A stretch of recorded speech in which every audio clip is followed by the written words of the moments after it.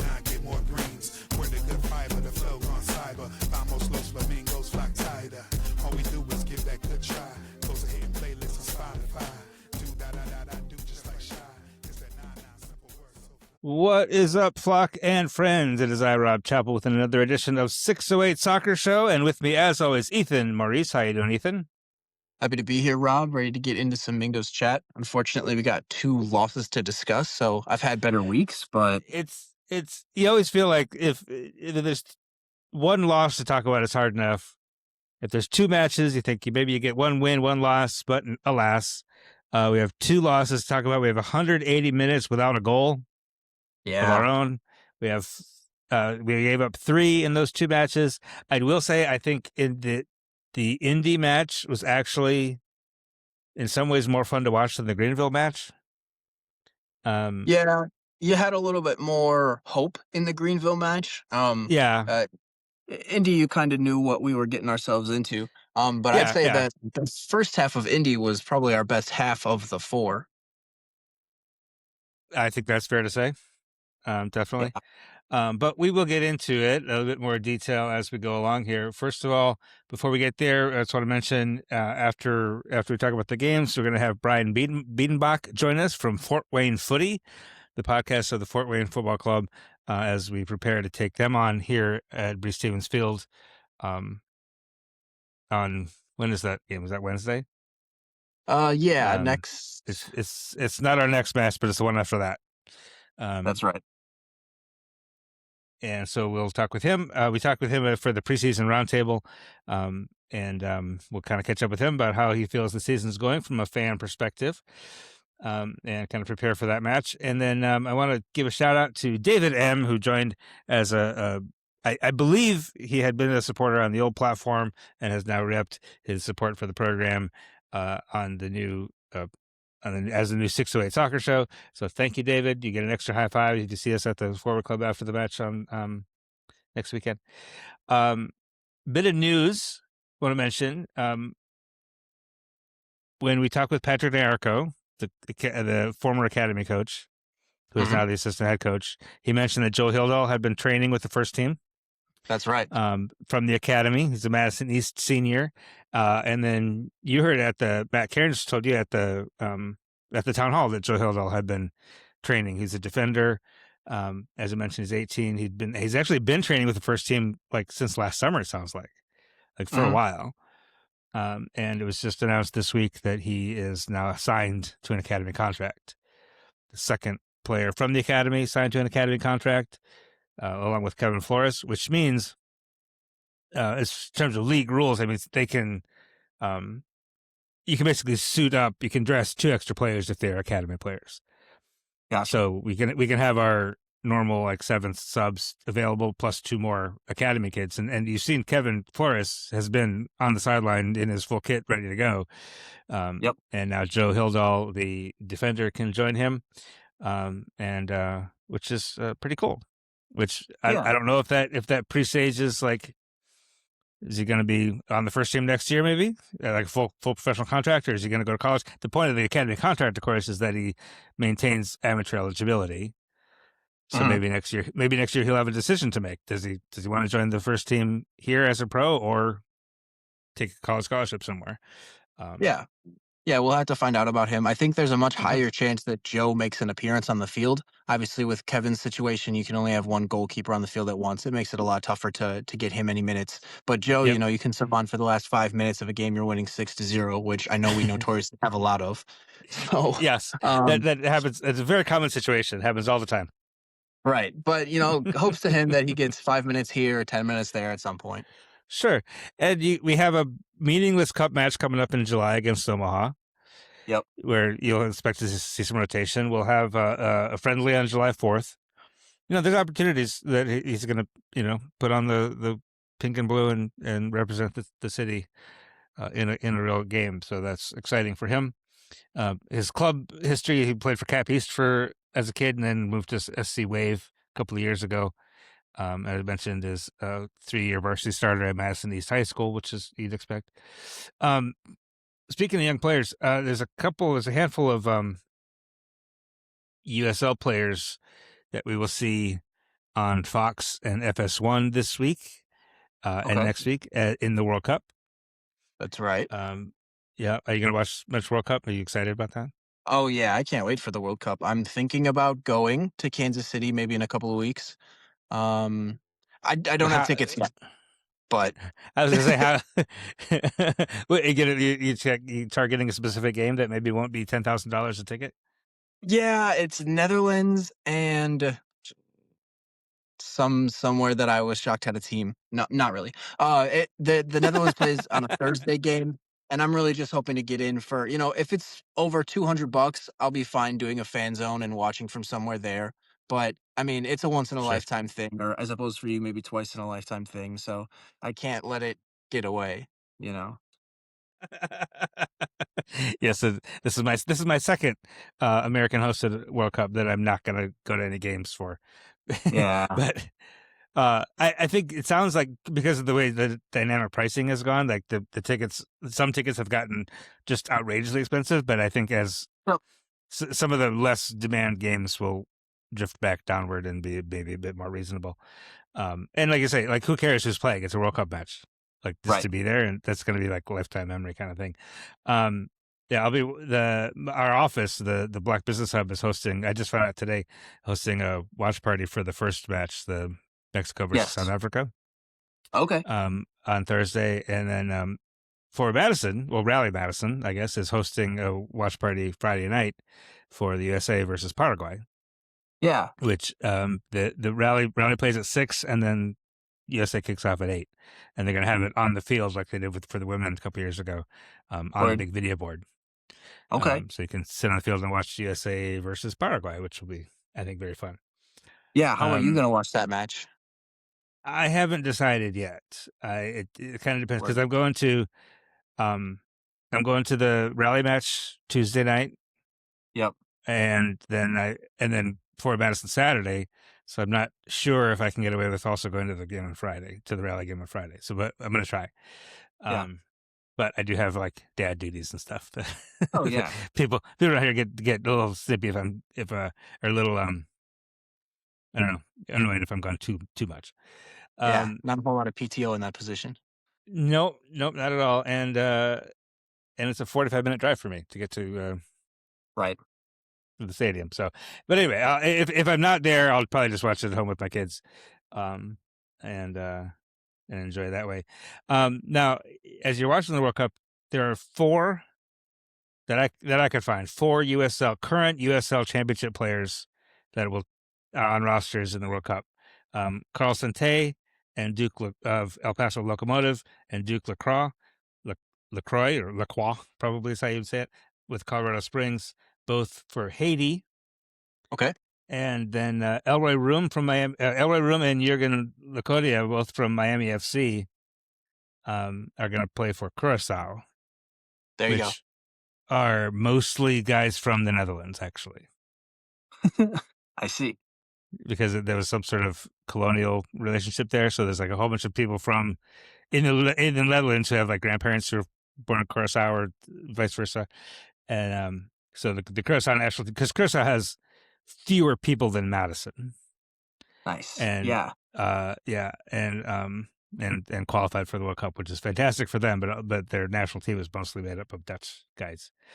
Gotcha. But there's also, here's a little trivia for you: 2 former Mingos on World Cup rosters. Oh boy. Can you think of who they might be? No, I totally can't. Give me just They're- one. I mean, no, it's not burned. they're- That would be cool. they're- But They're both goalkeepers. oh yes. Okay. Yeah. So Chris Brady, as we know. Chris Brady, USA. That's right. And for Canada, Dane St. Clair, the goalkeeper. That's right. the one. I don't know that any of them will actually get any minutes. I think Croupeau for Canada and Matt Turner for USA are going to be the number 1.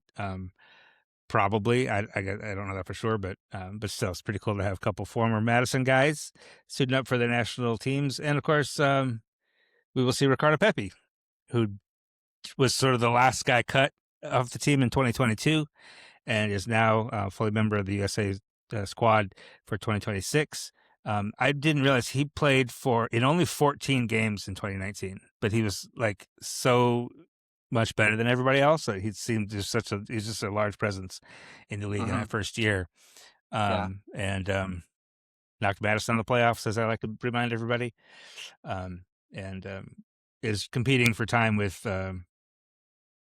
Balogun and Christian Pulisic, of course, but should contribute for Team USA, so that's be exciting. Yeah. All right, so okay, let's turn the page now and talk about Forward Madison. We helped Greenville open their new stadium. We were very generous to help them get a win in their first game in their new stadium. I thought that was very nice of us, don't you think? Yeah, very gracious to let their best guy run past all of us and kick the first goal. Good for him. Yep. um, Uh, not a whole lot to say positively about this match. That might have been our worst match of the year. I mean, the Flint City match was pretty sad, pretty disappointing, but this just mhm. I felt like all of the typical problems that we had ended up costing us. um, And then yeah, I don't think after watching back portions of it again and looking at some stats, I don't think it was quite as bad as the what was the game we lost 2-0 to Charlotte. When we played at Charlotte, and it was just had no ideas and there was nothing going forward at all. Yep. I don't feel like this was quite that bad. I think it was very much shaped up to be a box to box game, right? Each team only had 7 shots, and we only had 3 on target. Greenville only had 2 shots on target, like, so they weren't much better offensively than we were. It was just really a scramble in the box and pretty good defending and pretty sad attacking on both sides for the most part.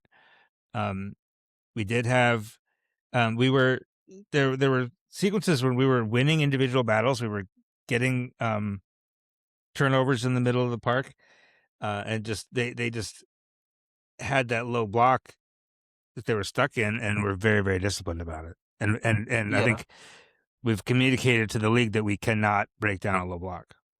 Yeah. Yeah, their whole back line of unks was good enough. I mean, you gotta be able to sneak past that. Well, they've got like 50,000 minutes across the back line, I think. Yeah, it's true. Um, and they were fine, they were good. I think a lot of times when we beat them, either Amal Knight, their keeper, bailed them out, or we put a shot directly to him. You can't really say the keeper bailed you out when the shot hits the keeper in the chest. Right, Um, right, yeah. but yeah, no attacking options. Nobody really stepped up. Well, and we didn't do anything to draw them out of the block. Right. You know what I mean? Like, we didn't, like, at some point you got to just take a shot from 30 yards. You know it's not going to score, but at least make them step up to you after. You know what I mean? Like we did nothing. We did nothing to get them out of their 2 lines that were, you know, basically inside the box almost. Yeah. And we did. I mean, only 56% of our passes were in our own half, so that's an improvement. There's still a lot of lateral back and forth, still a lot of Yep. probing up the wing, pull it back, switch it around, probe the other wing, and they just weren't giving us anything on the wings, and we kept trying the wings, but we did rely on. We tried to go over, try to rely on long balls. Get this, we tried 57 long balls. Wow. That's shocking. Is that crazy? Yeah. Yeah. Of which, and we connected on 26 of them, like 46% of them actually connected, which is like season high. But when Yeah. you're lumping that many balls, trying to get over the top, like that, if you got, that's all you got, like that's a tough place to be, Yeah. you know? Yeah, Um, and I don't even think it was the guys who you'd want playing the long balls. I think yeah, Jackson Castro has it on him, Torres has it on him, but I recall the Ngobu was on a breakaway and he sent a long pass that doesn't work. That's not the kind of guy who you want to be making those 30, 40, 50-yard passes. right. When it came off, it was the back line to the forwards. But I think Right, right. everything good that we did kind of bypassed the midfield, and that's just too bad. Right, which in a way you understand it because like we just could not get through the midfield. Like they were they were just clogging up the middle of the park, and we're relentlessly pressing. And so at some point, you just got to try to skip that part and go straight for the back line to the forwards.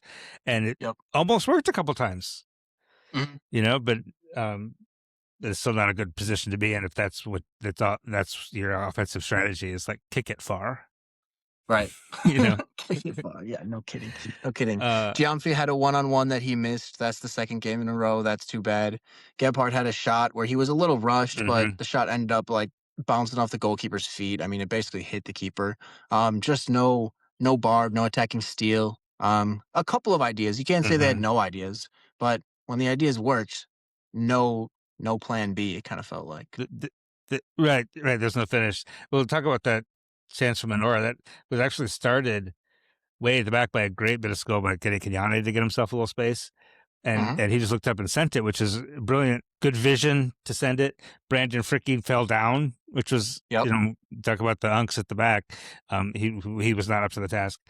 And Stephen Giamfi couldn't quite get his feet sorted and ended up touching it from his left to his right, which was right where Amal Knight, the goalkeeper, was.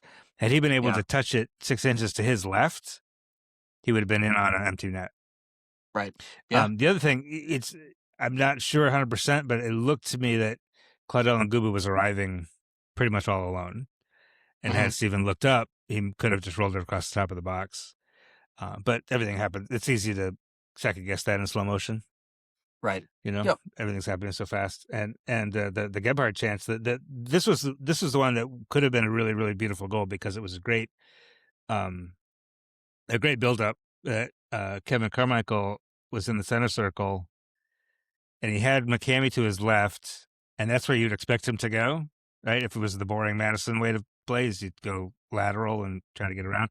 But he actually Yep. looked up, and he found Claudio Ngubich right in the central channel and got him the ball, nice authoritative pass. And Ngubu did a brilliant thing because he had a defender draped around his shoulders, or I don't know, his shoulders are very high. So I don't know if it's his shoulders are just kind of like leaning on the small of his back. But he just held up the ball. He's like put his foot on top of the ball and just held it for Geb to make a run and then rolled it back heel style Yeah. right into Derek's stride. And Derek didn't one time it. It didn't really take a heavy touch. He just kind of took a moment to gather the ball, which gave Brandon Fricke time to step up to him. And then that, as you mentioned, it was kind of rushed. Mhm. And he rushed it and he hit it right at Amal Knight, which ended up being just no sting in it at all. Yeah, I think another touch would have benefited him because I think Gebhardt has the touch to get around Fricky there. But then you're Yeah, pretty yeah, close to the keeper in the first place. So, yeah, I thought yeah. Ngubo played really well. I've liked to kind of dig him out a Mm-hmm. little bit, but he's Mm-hmm. definitely getting better. Is he like 19, 20, maybe something like that? So Um, he's young. you I want to say he's like 22. Let me look him up. Okay, you hope a guy at that phase of his career, especially his first year in the USA, is can take steps forward between separate games. And we definitely have seen him with Yeah. that. His first goal last week. Um, Now he's really doing some good number 9 things in the hold up play. Um, Mm-hmm. Obviously, I think Giamfi's spot is safe, but I think the other spots along the forward line are in Gobus to take if he could get any better. So the opportunity is there for That him, and he just has to that keep pushing. that's a good point. He's 24. But Okay. he did play in college. But he played in college, right? So like Okay. that's a couple extra years, and this is his first real professional gig. So to see his steady improvement, I think has been very encouraging. Gotcha. Like Yeah, yeah. I said, Yep. we were pretty critical of him early in the season because we kind of expected a lot. You get excited about a 6'5" striker, Right. who played in France, who just tore it up at UCF in college, and you kind of have high expectations. Then he kind of didn't get his traction right away. Didn't get a lot of minutes. Kind of looked indecisive and kind of looked overmatched a little bit. But suddenly, these last 3 games or so, probably 3 or 4 games, he's starting to grow into it and get some Mhm. confidence, and some decisiveness and make some really smart decisions, which is really key Yep. as a striker. Um, Yeah. so you're right. You're right. I think he could crowd Ryan Carmichael out of that starting front line probably. Yeah. The option is certainly there, and I'm sure that's something that Glazer and Carnes talk about every week. Yeah, I'm Um, sure. But of course, no goal, and that's what's really going to separate it. Each of them have, I think, one goal on the season, and that Hmm. you just can't continue to start if you continue to not be able to score. Right. That's your literal job, is to score goals. Yep. It's not Yep. everything you're asked to do, but that's literally your job. So, and nobody scored these last two matches. It's not just them. They didn't score these last two matches. And Yep. Goodwood didn't really even have any opportunities Yeah. in that Greenville Yep. match. And no, Azad Liadi, of course, did get the goal for Greenville before we had any of those chances. He, in the 14th minute, he had already scored. We actually had them stopped up along the wing Mhm. pretty well. But then when the ball sprang loose and down the wing, nobody kept up with him. He just, like you said, we just let him run by everybody. Yep. Yeah, and Um, so then if you're that center back, you're in the right position, but he's got a full head of steam. So either you have to start retreating so you can keep up with him when he beats you, or you have to mm-hmm. step up and stop his run. And Yep. neither of those things really happened. And Kevin Carmichael ends up, and he does kind of give and go with Devin Boyce. Boyce gives him a really nice entry ball into the box, and Kevin Carmichael is in the position of trying to dive, kind of, and desperately trying to get a foot on the shot. And to his credit, I mean, it was a very nice ball in, but it was he still had some work to do because it was a tight angle to shoot Yep. from, of course, and he finished it, and you tip your cap, I guess. But you're right, it was he was just allowed to run very freely, very easily down Yeah, that left 50 channel, yards which is probably. a problem. That's Um, typically Turner Humphrey's spot. I think later on in the yeah. game, I realized how much we missed him. But I suppose in this Mm-hmm. situation as well, since it went wrong, you wish you had a different guy in there. But yeah, it's allowing Kevin to kind of patrol the middle as well. Yeah, I will say. I mean, last year was we had injury excuses all year long, and this year it's happening again. You definitely do look at the the first couple of matches, Knoxville, Naples, compared to these last couple of matches, and you do notice the absence of AJ Edwards and Turner Humphrey. Yep. Right. Yep. Um, Yep. Absolutely.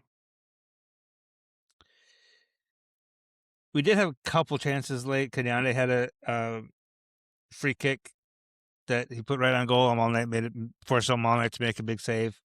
That Yep. was our third shot on target in the match in the 80th minute. Wow.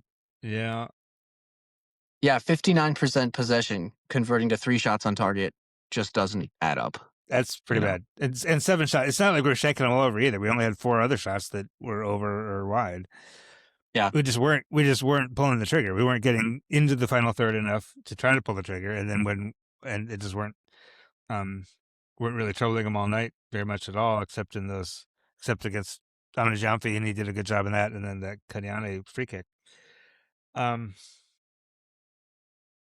Yeah, I Didn't win don't know.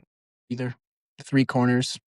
I think our best chance of a set piece came off a free kick from the right wing where Kevin Carmichael had it, and he headed it down very well, but it wasn't quite on target. Same thing at that point. You kind of miss Turner Humphrey or maybe Edwards to be in there to make something else happen. He got that header very close to the end line, and it put it into the side netting.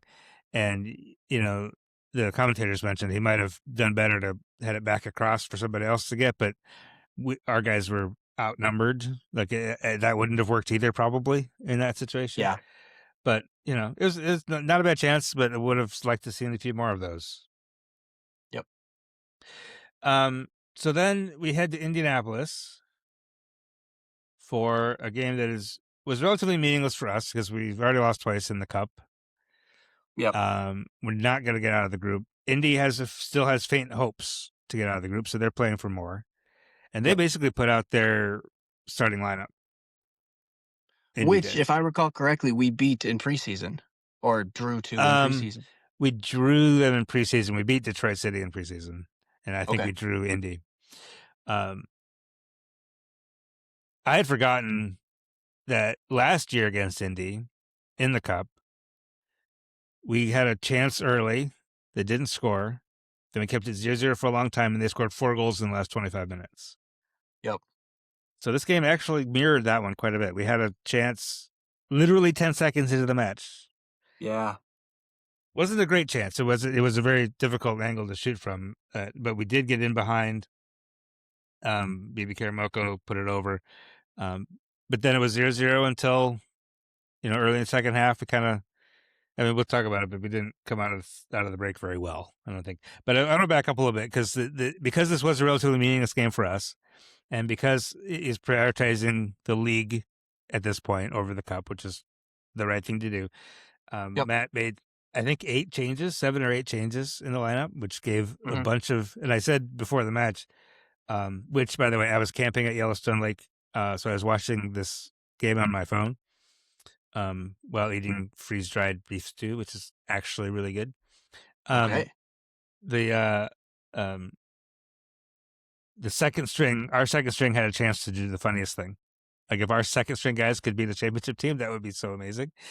But I think, after watching back, the first half hour was really good, which then gave Yep. me the impression that the whole game was really good. But after like the half hour or so, it really wasn't very good for us. But still, I think a lot of guys did acquit themselves very well.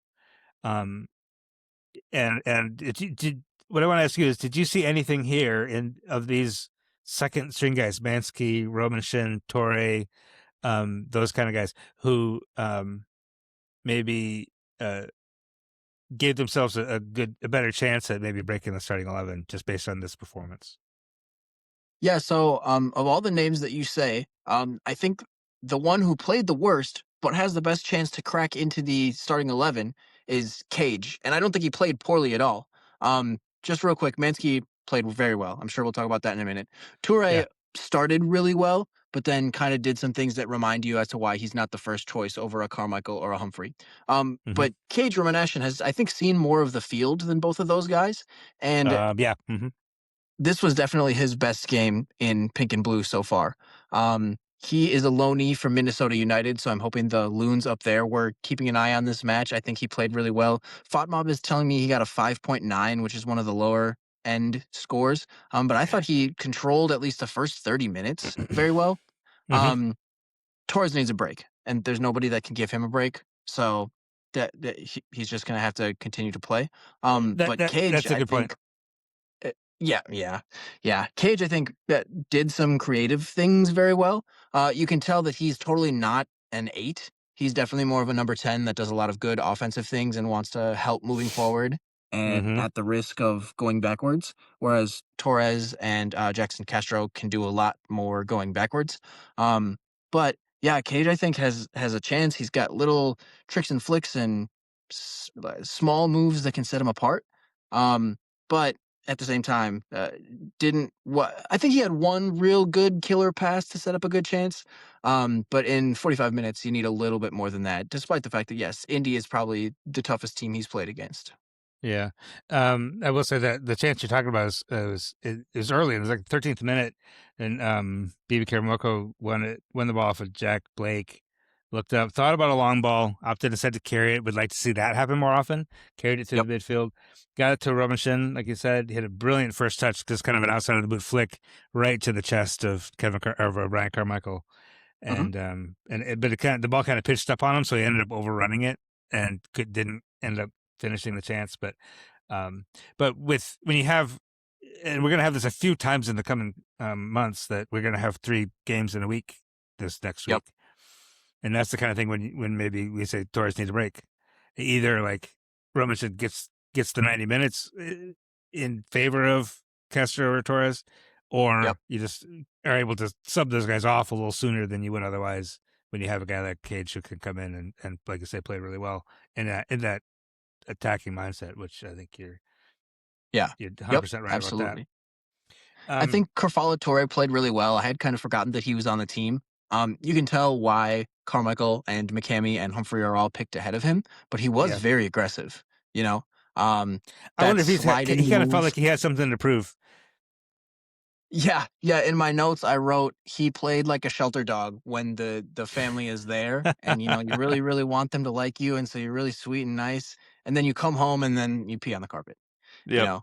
Not that he got a red card or did anything crazy. And I did see that the Mingos made his sliding block the move of the match. That was incredible. So That was a yeah, hell of a moment for him, and that's yeah, and that's a risky tackle to make, right? Because that could very easily become a penalty, yes, and and he it was nailed on it. Bruno Rendon, so it was going to be a goal. Had he not stopped it. Oh, for sure, Um, 100%. Yep. yeah. Although I And don't know that we can say that because Mansky also played incredibly well. Like he to the to the people who admit this is their first forward game of the year, they're wondering, oh man, how is this guy not playing every week? He was everywhere. yeah, his shot stopping was amazing, and he was under fire the entire match. And even the Indianapolis commentators kept commenting on his making world class saves. The difference is his distribution wasn't great. Nope. He had a couple of just flat out mistakes where he just like kicked it out of bounds. But the JT Harms has maybe better vision in terms of distribution, and also just the aggressiveness in plucking crosses out of the air. Mansky was Yep. there to stop shots, and he knew that, and that's because he didn't do that very well against Flint City. I thought he completely redeemed himself from that performance in this one. I agree. I totally agree. But he wasn't kind of commanding the entire box the way JT Harms would. But that said, JT Harms goes down or needs a break. I feel like we're in good hands with our second Yeah. goalkeeper at this Yeah. point. And Tenzin did all of this behind the second string back line. So That's a good point too. He did. Yeah. So yeah. good for him. Now you've talked many times about the importance of the last 10 first 10, the last 10 of the first half. That's when last maybe 15 even of the first half is when Indy started to really grow into the game and kind of impose their will a little bit. And then we made a couple changes at halftime. We brought in Derek and who else came in at halftime? Do you remember? It was another striker, I think. Gyamfi, didn't he? Gyamfi was. I don't think he I think started. you're right. Yep, I think you're right. So I don't know if that the changes had anything to do with it, but we really came out flat in the second half. Maybe a little complacent. I don't know how you're complacent in that situation, but I think they kind of like, okay, we made it through with 0-0. We're doing good.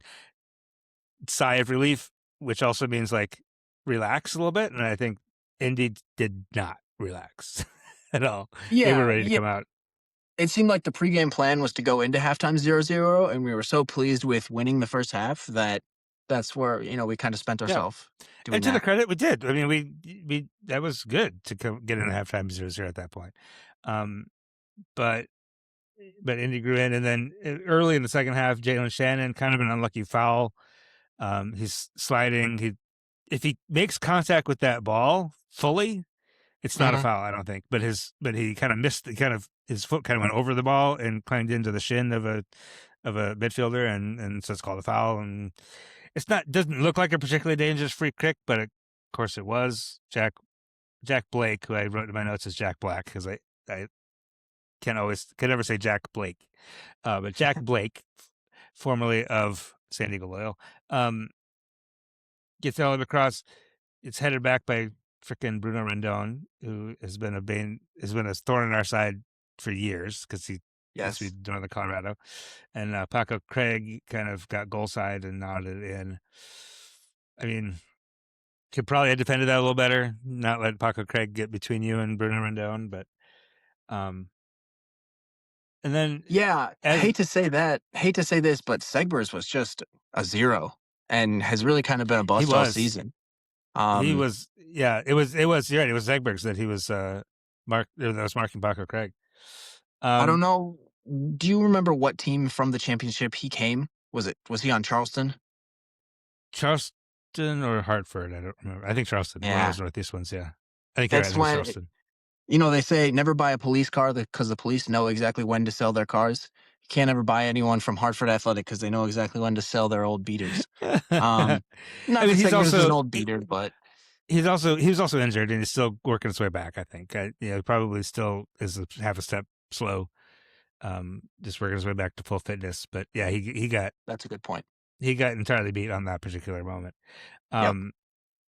And then a little bit later, just not very long later, because once you get that goal, and then we're even further on our heels, and they got some momentum.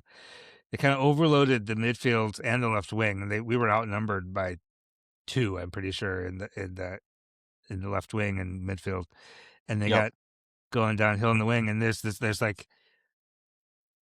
we had like four guys, and it was against Mark Segbers and Ryan Carmichael. There's this big pocket of space between them. Yes. Huge. And Jack Blake just drifted into that space, and Kyan Williams got it ahead to Alejandro Matrano, cut it back into that this hole between like four of our guys, and he just one timed it. Mansky made a very nice save on it, but Yep. wasn't able to collect it, and it fell right to Josh O'Brien, and he just bounced it in. But yeah, they were once they got moving, like we couldn't keep up, and we got out of shape, and there was these pockets of space that they were able to exploit. Yep. Yep. Like But you said, good save. But if you spill into an open area in the middle like that, that's always trouble. Yep. So it ends up 2-0, and we didn't really threaten the rest of the match. We didn't give up any more than two. They tried to start saying like, it's the most dangerous lead in soccer. It's 2-0. Yeah. But not against us. I can't believe they did. Oh, go ahead. Well, once you get ahead by 2 against us, you're pretty safe, I think. Yeah, bringing on their 15-year-olds was a little embarrassing. That's right. They made their teenager academy kid debut. It was nice of them. What I can't believe is that they did 2 3-minute ad reads in the middle of the game. That just blew my mind. The Mingos have never done that, so thank goodness that we're on ESPN Plus. I mean, I guess this was on ESPN Plus, but not Wish TV or whatever they were advertising. Yeah, I think Indy must produce their own telecast, which we would be allowed to do, which actually we are doing with Forward Madison. We're producing our own our own telecast, and it was cool having them actually at the stadium, and they were very knowledgeable, and I thought the broadcast overall was pretty good. But that was interesting that they had the Prinks Tires guys in the booth and did not talk about soccer for like 3 minutes. Yeah. At all. They were not calling the game. They were just talking about tires. Yeah, and then their second ad read with the Wish Sports anchor, they basically missed the goal. that was goofy. But that was embarrassing for him. They were like, "Hey, you want to call this goal?" And inviting him to be excited and to go like goal, whatever like that. And he goes, "How about that goal?" Yeah, literally just like that, just like sedate like that. And oh, I messed that up. He said, "Yeah, oh, whatever." Very, very bad. Very bad. Minor league soccer at its finest. Yep. Yeah. At its finest. No, but Indy looks like a lot of fun. Their fans were rocking. I think they were here last time, and some of the fans that they sent up I recognized on the broadcast, so that's always a lot of fun. I hope we get to play them again next year. 4-0 last year, 2-0 this year. That means it's going to be a draw next year. So it's going to be a draw, and we'll beat them in penalties. All right, looking ahead, now the homestand begins. We've been on the road. We've been complaining about being on the road. We've been using that as an excuse. The homestand begins. We have 3 games at home, then 1 away, and then just a whole bunch at home for almost the rest of the summer. We're home. We have Boise on Saturday, the 13th, which is a team that is not in good form right now. I think they started out looking really promising, really dangerous. Doing great things at their stadium with 6,000 fans a game, whatever. It was great. But they only have 1 win in their last 5, I think. They've lost 3 in a row or something like that. Yeah, I've dropped points in 4 in a row. Yep. Okay. And we said when we were first looking at the schedule, we thought that would be a difficult game, but I think it's a very winnable one. Then we have Fort Wayne on Wednesday. They're in pretty good form, actually, right now. And then we have Cosmos, which are lingering at the bottom of the table. On the 20th, that's a team that is a game we should have won. We bungled it in the second half. We got a draw out of it. 100%. We owe them something. We need to get 3 points out of that. My feeling is right now, given the standings, and if you look at points per game, the problem with that Greenville match is that was one of our games in hand. Right? We've had games in hand on everybody else for the entire season. You need to win your games in hand. Like when everybody else is idle, you got to get 3 points. We didn't do it. We still have 3 games in hand on Omaha, but they are so far ahead. We have a game in hand on Fort Wayne and on Charlotte, all ahead of us. If you look at points per game, though, we are still above the line. We're in 6th. Our projected, if we keep on this current pace, our projected finish will be 46 points.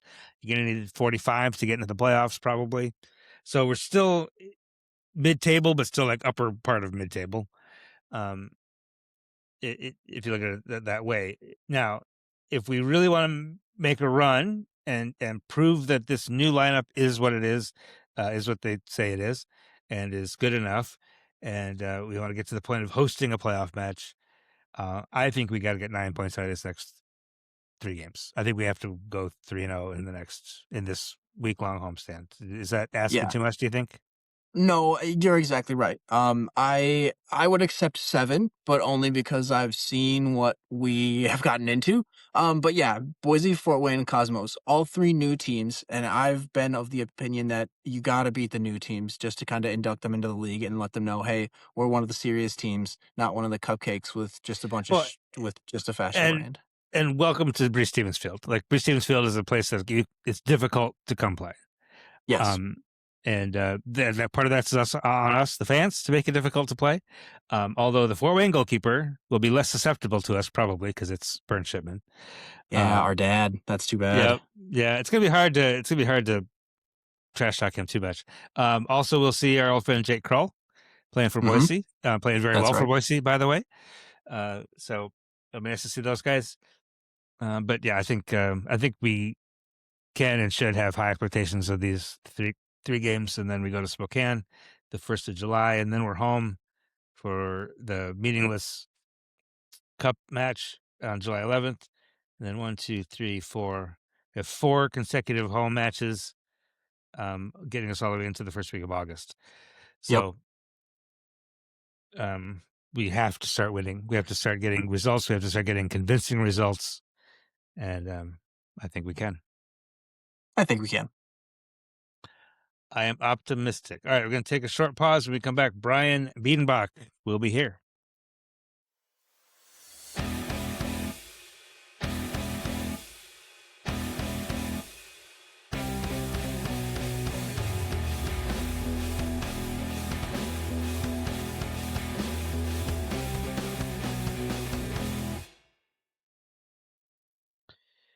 And joining us now from the great city of Fort Wayne, Indiana, Brian Biedenbach of Fort Wayne Footy Podcast. How you doing, sir? Doing well, man. How are you guys? We're looking forward to the next week more than we're enjoying the previous week of matches, That's a which fact, have Jack. not been so good. Yeah. Well, thanks for having me. I'm looking forward to this segment here and chatting a little bit about the upcoming match. Yeah, we're talking to you today because your team is coming to our place on Wednesday, June 17th. So we're kind of looking past Boise for right now, but we're talking to you about Fort Wayne. And we want to talk to you also. You were on the preseason roundtable that we had. Yeah. Talk with some of the new clubs and some of the old clubs. And now Fort Wayne, remind me, how long were you in USL 2? They were getting ready to start in 2020, and with COVID didn't have a season, and so started 2021.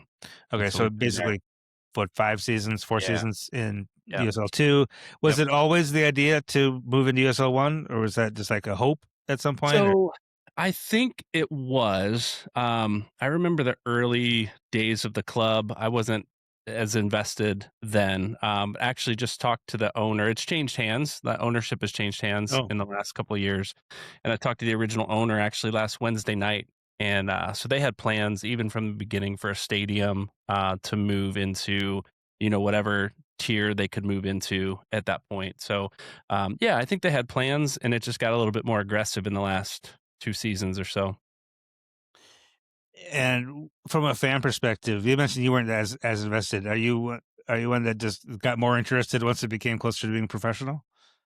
Yeah, got out to a few games the first season or 2. I knew one of the players that he was a local kid that I knew when he was just a kid, and so we went out to support him, and went out when they had, teams from like FC Cincinnati 2 is in town. They played them. They played a game against Chivas U20s, I think, a few Oh, years nice. ago. And so went out to those matches. My kids were so heavily involved in travel sports at the time, so I didn't get to as many as I would have liked. But yeah, these last couple seasons, man, we really dug in, and the fan base has started to grow, and jumped in with the podcast as they went to the last year in USL2, we started this knowing they were going professional. Okay. Yeah, just got much more invested at the beginning of last season. And has the entire community followed this suit? Has it been like lots more people jumping on? Yeah, actually, we had, I think, record attendance in USL2 for Fort Wayne last year. Was like 1,400, then it was 1,500, then it was 1,600 at a college football stadium, NAIA stadium that we were playing at. And then with this new stadium, we've been north of 3,000 the last couple home games. The stadium's not totally complete. It's going to hold 9,000 eventually. I don't know if we'll fill it this season, but there's been sections that have not been finished yet. And so we're away the whole month of June to give them time to finish. And then, but yeah, we've been almost double or more the record attendance from last season. People are getting pretty excited about it here. That's awesome. That's awesome. I knew Fort Wayne as a dark blue and light blue team. Now they're Yeah. doing kind of like a Colonel Mustard thing with the black and the yellow. Do you like the rebrand or? Yes. So that's a funny question. We were invited to do a show from the rebrand party. And one of the things I said to my co-host was, so I grew up, a little bit of my background, I grew up in Cincinnati. I'm a Cincinnati Bengals fan. I'm an FC Cincinnati fan, right? Our rivals are Columbus Crew, this black and gold, Pittsburgh Steelers, black and gold. And I saw Fort Wayne go black and gold, and I went, oh no, I can't do this. And so he outed me on air at the brand reveal party. But it's growing on me. I do love the black and gold. It's an autumn gold, and so they're really certain to say it's an autumn gold, not just gold. And so yeah, I mean it grew on me. The initial was like, I don't know, this is different. And there's still some fans who wear the blue kits to the games and protest, but most fans are on board with the black and gold. Or they just haven't gotten around to buying a New Jersey yet. Well, I mean, that's it. We spent a lot of money buying kits the last 3 years. I don't want to buy another one. So yeah, that's part of it. You go do the throwback thing. And then what about on the field? I mean, you're off to a decent start, not 4-2-4, kind of mid-table, same, which is no better than where Madison is. Sure. What have you noticed about the product on the field? Anything in particular? Yeah, so they started the season playing, the first 3 matches they played a 5-back system with the wing backs. And we met and lost 2. We were 2-1 in those first 3 games. Gave up 6 goals in 3 matches. That's a lot. Yeah. Shifted when the Chattanooga game came. They shifted to a 4-back, scored in the first 40 seconds of that game, and then sat back and let Chattanooga try and figure them out, and ended up winning 1-0, right? Have not lost the game other than cup games since that Chattanooga game. Everything else has been a win or a draw since then. And so they've shored up their back line playing in that 4-back. They've given up 4 goals in their last 7 games after giving up 6 in their first 3. And so I think Fort Wayne is giving up the least goals in the league next to Knoxville, one Knox. With 10 goals given up. And then their offense, man, I think I said on that preseason show, like, don't count Fort Wayne out. They're going to be one of the most explosive offenses in the season. We just haven't seen them yet. And we've got Tag Healy and we've got Lillian Recole near the top of the scoring leaders in the league right now. So it's been a solid team. It's been fun to see them grow together. Yeah, you've put 3 goals up twice, it looks like. Yeah. Against Portland and Boise. Recently, which first team to take a game from Boise at home this season. There you go. Oh, that's right. Yeah. Besides, one thing Madison has done early in the season, maybe not so much recently, but is actually whoever you'd circle on the lineup sheet. This is the guy who we don't want to beat us. They've done a good job Yeah. of shutting that guy down, right? So Sure. if we are able to keep Tag Healy and Blaine Recole in check, who else is going to cause problems for us? That's the thing with this team, man. They come at you with all different players. So you got to deal with, if you handle Tag Healy and you handle Lillian Recole, you've got Ryan Betcher to deal with, who scored against his old team in Union Omaha this last week in the cup match. We've got Jack Thomas. He's a kid that has a couple goals now, but he's pretty clutch when he comes through, and I anticipate him to continue growing. He's coming back from injury. He and Betcher both just recently back from injury. Javier Armas in the middle, kind of pulling all the strings, and he went down early in the Boise match. Like he's been the guy that has done it all in the midfield. Like we got a strong midfield, but he's the guy that runs it. Went down early with injury in the first 12 minutes or 15 minutes in Boise. And Emerson Nieto, a local kid who was just signed before their first home match here this season, steps in and does a phenomenal job. So it's a deep team, and you shut one down and you've got a lot of others coming at you. So that's a hard one to pinpoint the next guy up. Yeah. Yeah, you forgot to mention my favorite guy, Burns Shipman, longtime Mingo, 3 years, 4 years, I don't remember. But yeah, I feel like key to a lot of the clean sheets that you guys have had, he might be. I think he's one off the pace for most clean sheets in the league. Yeah.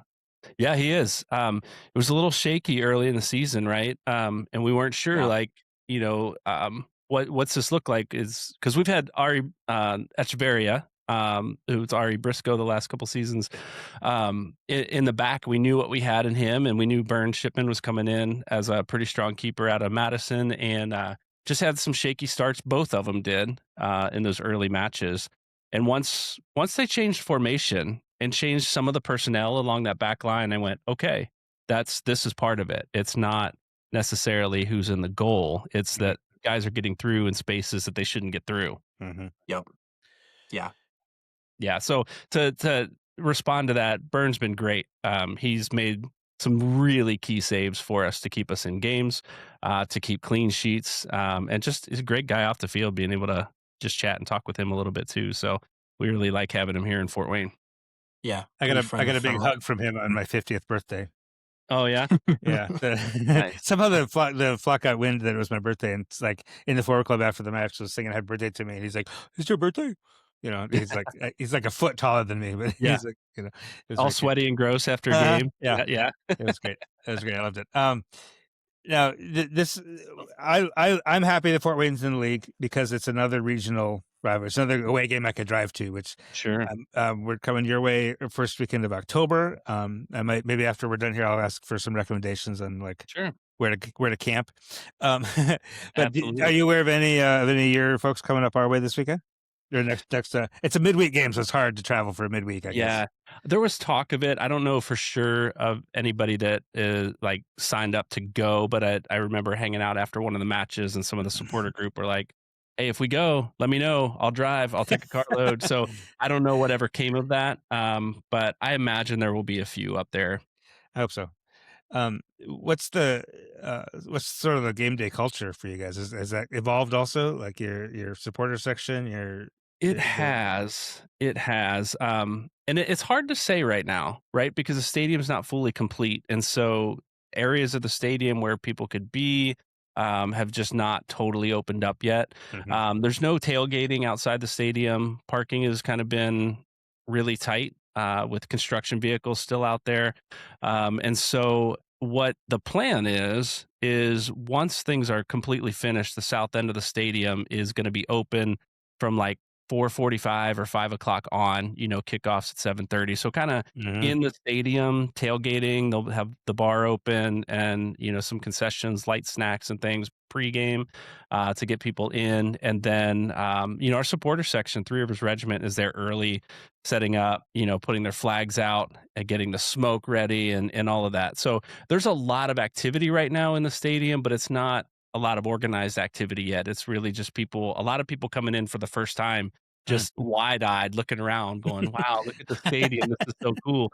But I do think the regiment has plans once it opens up completely, and the bars open, and concessions are out there pregame. Yeah, Uh, awesome, awesome. That's key to building, I think, a long-term successful team. I know that you guys have some good history down in League Two, but coming up, I think one of Forward's biggest things was getting a fan group that was separate but equal to the club. You wanted to make sure that you were there to see your friends and you were making new friends. And it sounds like that's kind of what Fort Wayne is doing. You got to keep cooking on that, of course, but you got plenty of time. Yeah, it's been it we had Christina Copeland, who leads a Three Rivers Regiment, on, and she's become a good friend of the show and our team, personally even, and just shared some, the beginnings of the regiment. That was like, the team wanted to own or be part of the supporters group, and the supporters group was like, no, we need to do this on our own. Yep. And so it's evolved from there, and I think there's a good relationship there now, where Three Rivers Regiment does their thing, has great support from the team. They've obviously been able to work together to build with the stadium build to create the supporter section. I know Three Rivers Regiment was really involved in some of those conversations, and so yeah, it's growing definitely.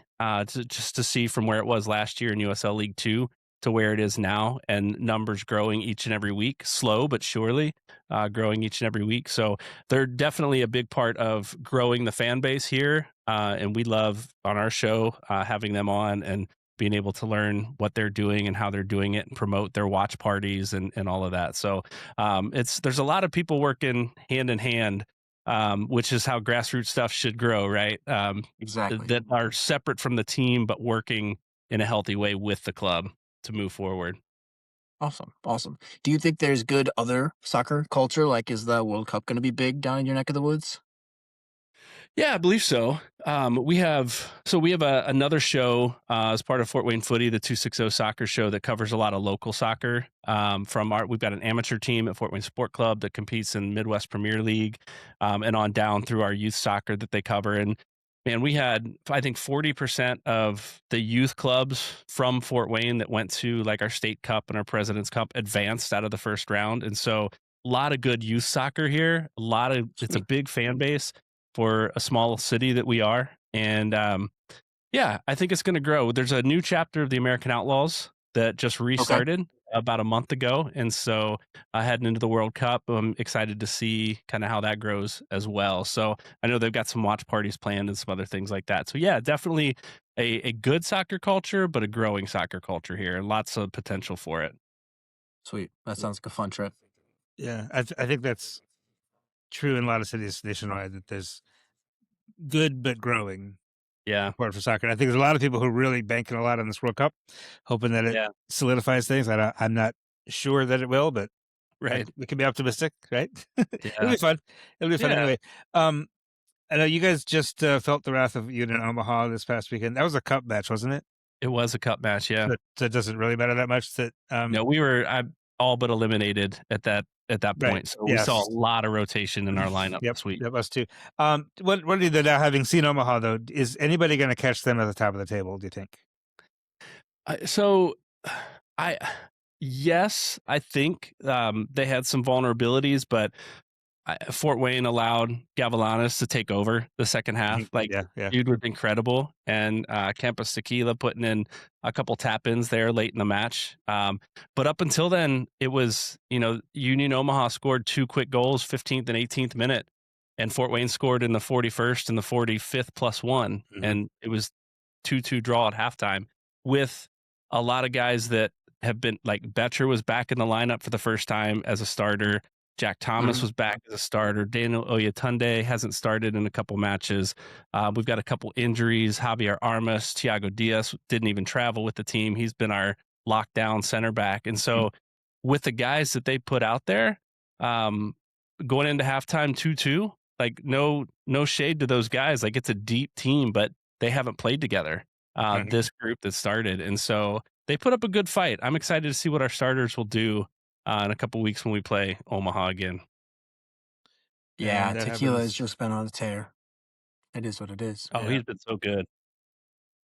But Looks it was like- fun. You know, Coach Avery, I talked to him before, like the week before the Union Omaha match, and he just says, you know, we're all but eliminated. We know that. We lost to Indy 11 in penalties. We lost to Lou City.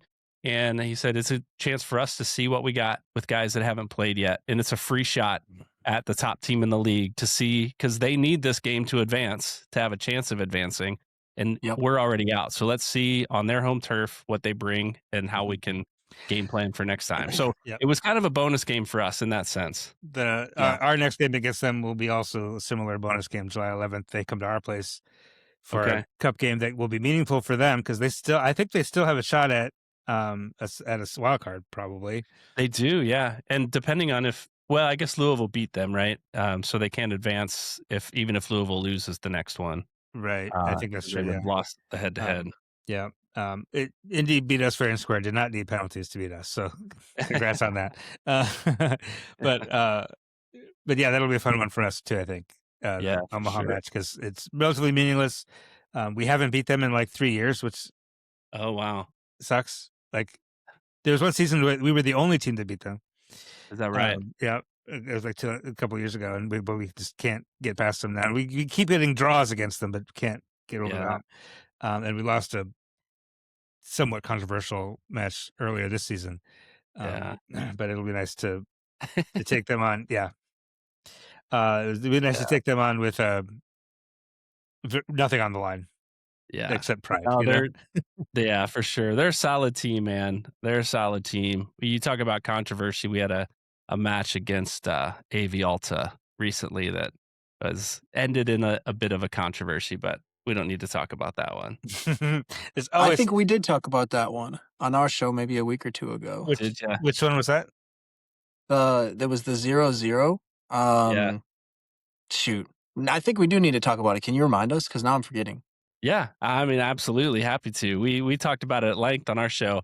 There was an extra time goal from Thiago Dias that was called back for offside, which I believe it was the right call. There's a lot of debate in Fort Wayne that it wasn't. I believe it was the right call. There was also a no call on a handball that came in off the corner, and a defender was falling to ground. Ball stopped between his arm and his chest and rolled out right before he hit the ground. And yeah, so no call. Again, ref was not in a position to see it. We saw it on the broadcast, super slow-moed it, and it is what it is. But AV Alta put up, man, they were down a man for 45 minutes in that second half and managed to keep Fort Wayne with 27 shots out of the goal. That's right. Something like Yeah. that. Well, and what are soccer podcasts for but to talk at length about doing a Zapruder film on a potential handball with a guy who's falling down? That's right. That's right. I'm still arguing with another guy on our team who's a referee. He says that it's no handball, and I shipped it out to 3 other refs, and I was like, "No, you're wrong." Oh, I love it. All right. Well, Brian Biedenbach, really appreciate you giving us a few minutes today, get us more familiar with an upcoming opponent, and hope to see you down in Fort Wayne in October sometime, maybe. Yeah, for sure. Let me know when you're coming, and we'll connect. All right, sounds good. Thanks, and good luck, and we'll talk again soon. Sounds great. And we'll be back to go around the league right after this.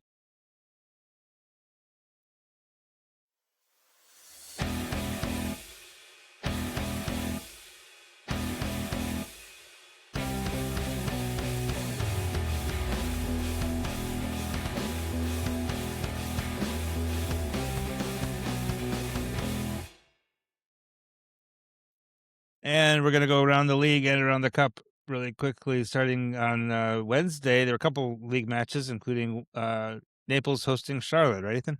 Yeah, Charlotte put 5 past Naples on Wednesday. Final score was 5-1. Naples brought back their keeper, Lalo Delgado, after kind of swapping their backup in and out. Did not work. He definitely has not secured his spot. For Charlotte, Prince Sadie scored a direct free kick. Swaibu Maru scored from about 6 yards out, but Luis Alvarez was the star of the show with 2 goals. His first was a laser from outside the box, and the second was kind of a cutback pass from the wing that Alvarez slotted past Delgado. John Baquero added another before Naples kind of saved their dignity, barely, with a goal of their own from Hudson Gay. A nice first touch and half volley. It was Gay's first pro goal for his hometown team, so that was pretty exciting for him. Pretty funny to see a guy celebrate scoring 1-5, but, good for him. Former Mingo Aiden Macias did create the most chances for Naples. He played the full 90, but could not help them secure the win. Speaking of World Cup, Swaibu Maru was actually on the roster for Cameroon in the last World Cup I didn't in know. 2022. Yeah, neither did I until very recently. Also on Wednesday, Corpus Christi get their first ever league win over Portland. Now, folks might remember I was very concerned that Madison was going to be Corpus Christi's first ever win. I was just certain that was going to happen. And our friend Shadow Wolf, who is a big supporter of Portland, has a Fallen Leaves podcast. He's been on this podcast last year. He's put on social media, no. If anybody's going to be their first win, it's going to be Portland. So he predicted it, and it happened in wild fashion. Portland, playing in their Where's Waldo kits, did draw first blood in first half stoppage time. Breck Evans poking it through in the midst of a post-corner scramble. Gets 1-0. Corpus Christi responded positively. Early in the second half, Blake Bowen took a cutback pass from Nacho Abil at the top of the box, hammered in first time, so we're all tied up at 1 in the 52nd minute. Corpus Christi did have a few really promising chances to take the lead, but Hunter Morris, the goalkeeper for Portland, made some really brilliant saves to keep it level. Put a pin in that. Portland would retake the lead in the 85th. JT Kamara at the top of the box took a touch to his left, wrapped his foot around one, bent it through 3 defenders. Beautiful goal for him. And everybody there thought that was the winner, 85th minute. But no, 4 minutes into stoppage time, Corpus Christi has everybody up for a corner. Their goalie, James Talbot, is up there for the corner. And it's a relatively easy corner, too close to the end line. Keeper Hunter Morris goes up to grab it, fumbled it, swatted it into his own goal to tie the game. But wait, there's one more than that. On a long free kick, again, deep into stoppage, like 7 minutes into stoppage time at this point. Long free kick. Morris makes a big save on it, but it puts out for a corner. On that corner, Sam Roscoe Byrne at the far post went up, headed it in. Basically the last touch of the game. And that gives the Sharks their first ever league win. And they did it with only 3 subs on the bench, which is odd. I don't know why they only have, it's a home match. What? I don't know why they only have 14 players. At least that's what FOTMOB said. They only had 3 subs listed on FOTMOB. So I don't know if that's real or if they only have 14 guys on their team. Yeah, it's I crazy. don't know. Huh. Well, we know they're one short.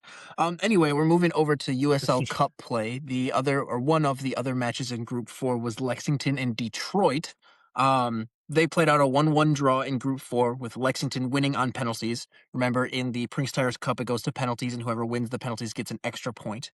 DCFC had an early penalty kick, like a penalty, saved, taken by former Lexington player Alassane Diouf, who was maybe looking for some revenge against his former team, but was saved by the Lexington keeper Oliver Samel. I think that's how you say that.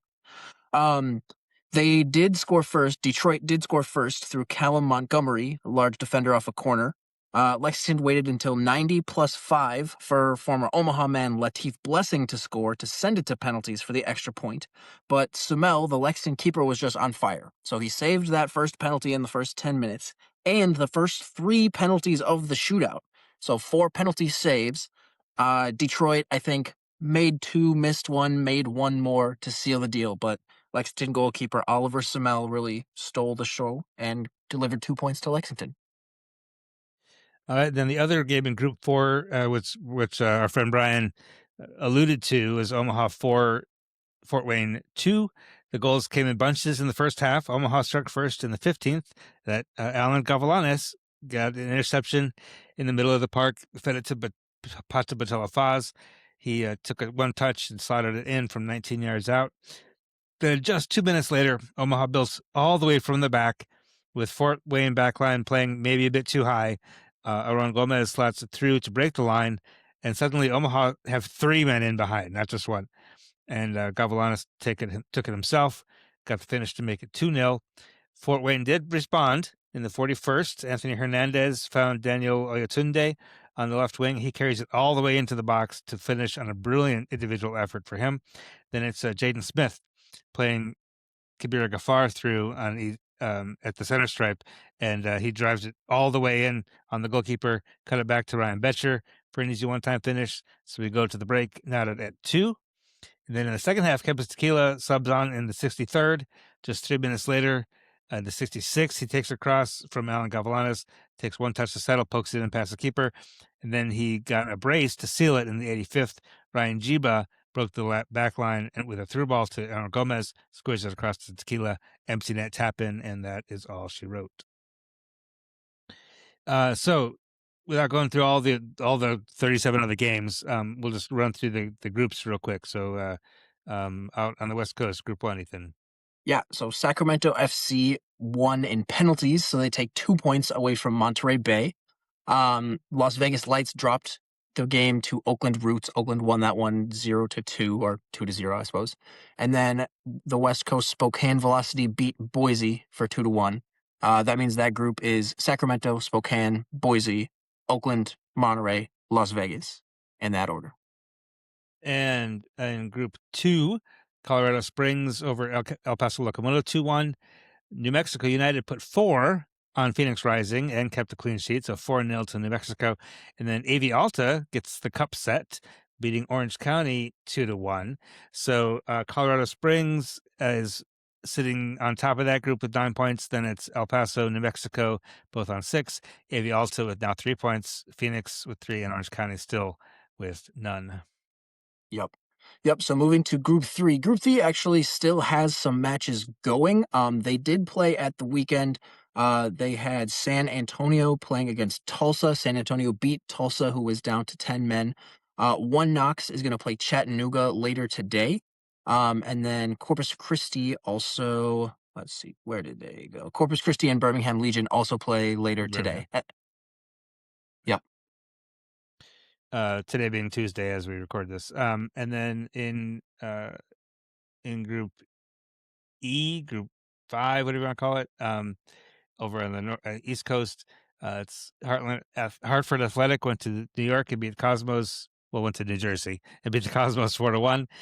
Brooklyn beat Portland 5-1, and Rhode Island beat Westchester 3-0. Not a great day for USL League One teams in Group E.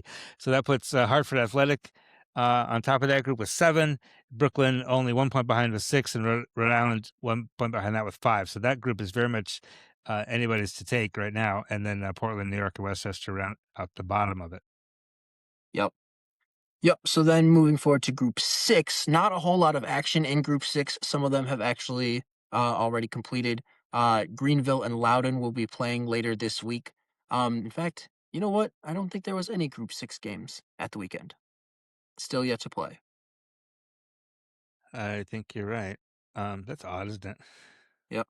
And then looking at Group 6, which is basically Florida, which I realized I was wondering why are there only 5 teams and why are they all in Florida? But Tormenta was supposed to be in this group also. Yep. So that wasn't the league's fault that there's only 5, but because there's only 5 teams, there's only 2 matches. Tampa Bay went to Jacksonville and beat Sporting Jacks 2-0. And then Sarasota Paradise went to Naples and beat Naples also 2-0. So Tampa Bay getting separation at the top of that group with 9 points, ahead of Miami with 6, and then Jacksonville, Paradise, and Naples rounding it out. So that is so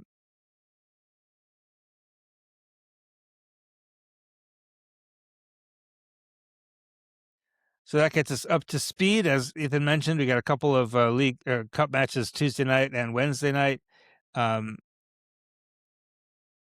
Birmingham hosting Corpus Christi, Greenville hosting Loudoun, Chattanooga going to Knoxville, all cup matches Tuesday, Wednesday. And then also some league matches Wednesday, Fort Wayne at Westchester, Omaha at Charlotte, Kickers at Boise, and then League One After Dark is Sarasota Paradise at AV Alta. Then on Saturday, it's Portland hosting Chattanooga. Naples goes to Charlotte. Cosmos go to Knoxville.